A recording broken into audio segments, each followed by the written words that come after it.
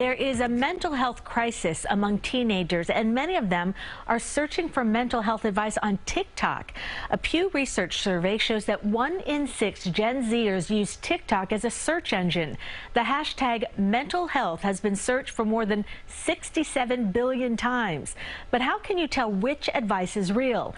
Joining me now over Zoom is Dr. Gregory Jantz. He's a psychologist who specializes in teen depression and social media addiction. Doctor, thanks so much for joining us this morning. Very good to be with you, and what an issue we're faced with. Oh, it's so important.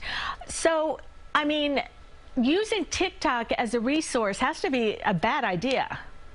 Okay, well, here's what's happening. We watch a 30-second video. It solves all of our problems. It gives us the label that we've been looking for. And then we take that label as my identity. And I say to myself, I've got clinical depression. And we start to take that on, and it affects our behavior. So it's dangerous to use social media at all as my primary source. Now, how can teenagers check if the person they're following has a legit educational background in mental health?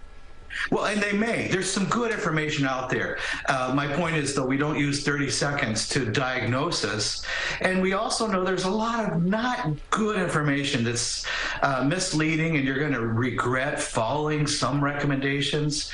So one of the things we've got to be aware of, and I just want to acknowledge, teenagers, the 10 to 17-year-olds, they are in a tough place. The pandemic and everything they've been through, it's a tough place. Anxiety is the #1 diagnosis for this age group, followed by depression. We do need to acknowledge there's some real issues. What are some of the red flags associated with bad mental health advice?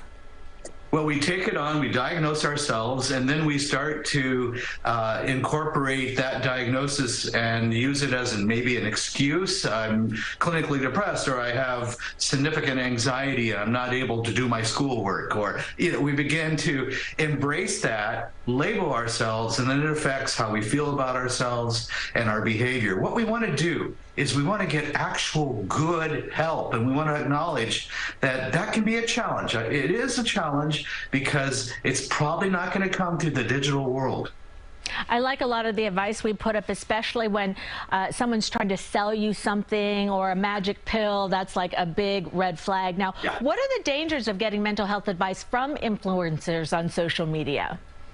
Well, then we stay more deeply involved in that, and we isolate more and more. So that isolation is a great concern. It's going to add to the depression. And we use that maybe as our single source of information. And we even take on the thought that, well, this person is great, they're my friend, and we feel like we're connected, but it's not a real relationship. So that's one of the dangers. All right. Any advice for teenagers who are struggling and don't know where to go for help? You know, a mental health professional, a counselor, an individual that actually you could sit down, have an in-person discussion. Now, I know that's challenging sometimes, but start by gathering more information. Let's not use one single source to solve everything. And let's find a way to talk with a human being who can help us, who's qualified to help us as a starting point. Let's put together a plan of hope. But let's not get lost in the digital world that's going to lead you down a journey that you may regret. I like that. Hope. Dr. Jantz, thank you for your time and for this very important advice. Good to be with you. You too.